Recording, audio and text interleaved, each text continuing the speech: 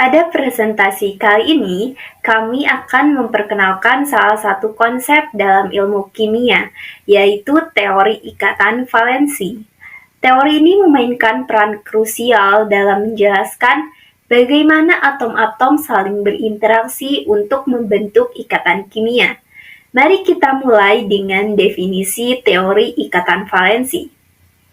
Teori ikatan valensi menggambarkan ikatan kovalen sebagai tumpang tindih orbital atom yang terisi setengah, menghasilkan sepasang elektron yang digunakan bersama di antara dua atom yang berikatan. Menurut teori ikatan valensi, ikatan kovalen terjadi ketika dua kondisi terpenuhi. Yang pertama yaitu orbital pada dua atom yang berbeda saling tumpang tindih ketika sebagian orbital pertama dan sebagian orbital kedua menempati wilayah ruang yang sama. Dan yang kedua yaitu elektron tunggal di setiap orbital bergabung membentuk pasangan elektron. Terdapat 6 postulat dasar ikatan valensi.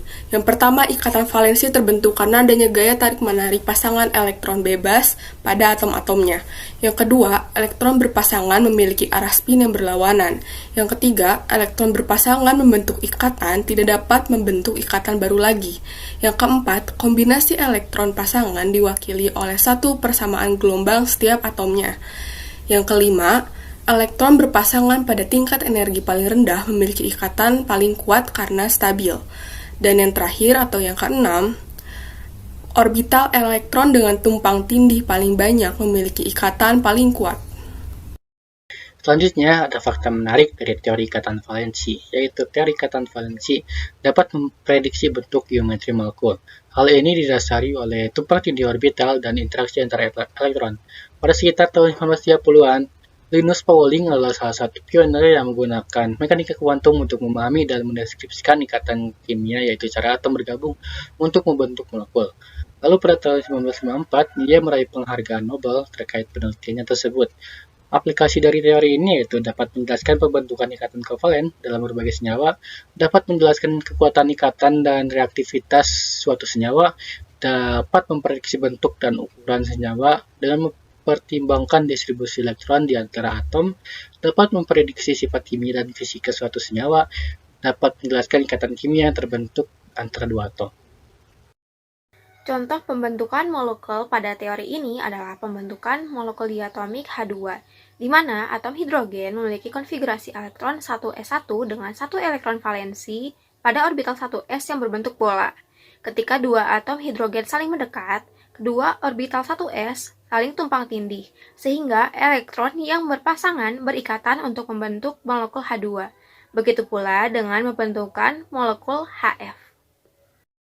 Selanjutnya, terdapat contoh pembentukan molekul BeCl2, di mana yang bertindak sebagai atom pusat adalah atom Be, dan atom Be ini memiliki elektron valensi 2 pada orbital 2s.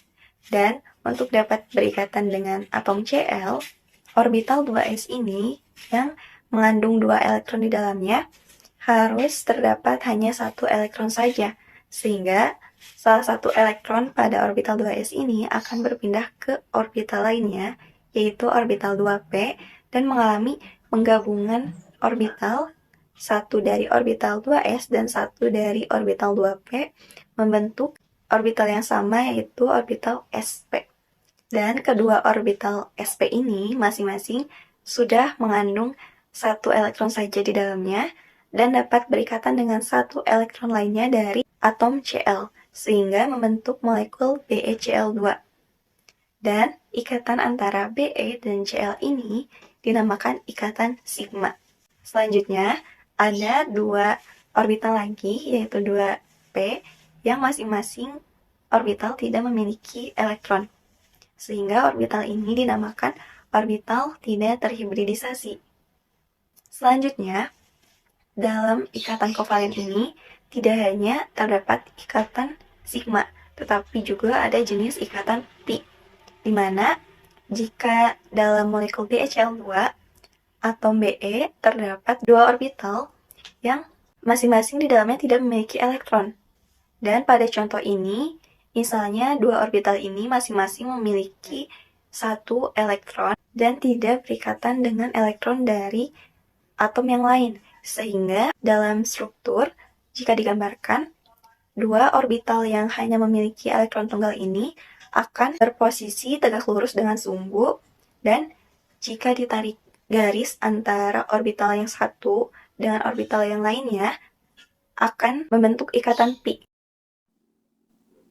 Ketika teori ikatan valensi diterapkan pada molekul organik, misalnya CH4, teori tersebut tidak berhasil. Konfigurasi elektron valensi atom karbon adalah 2s2, 2p2. Berdasarkan teori ikatan valensi, dengan tersedianya dua orbital setengah terisi, atom karbon seharusnya mampu membentuk dua ikatan. Namun, karbon selalu memiliki 4 ikatan dalam senyawa organik stabil. Nah, untuk menjelaskan ikatan karbon dan atom lain yang tidak dapat dimasukkan ke dalam teori ikatan valensi sederhana, teori yang disebut hibridisasi orbital akan diperkenalkan sebagai pelengkap dari teori ikatan valensi. Hibridisasi merupakan kombinasi matematis beberapa orbital untuk menghasilkan sekumpulan orbital hibrid yang baru. Dalam hibridisasi CH4, orbital 2s dan 3 orbital 2p digabungkan untuk menghasilkan 4 orbital identik baru, yang disebut orbital hibrid sp3. Dengan total 4 orbital digabungkan, dihasilkan 4 orbital hibrid baru, dan semuanya dinamakan orbital hibrid sp3. Orbital hibrid baru ini semuanya memiliki tingkat energi yang sama antara orbital 2s dan 2p, dan diarahkan dalam bentuk tetrahedral secara keseluruhan, dengan sudut antara dua orbital sebesar 109,5 derajat.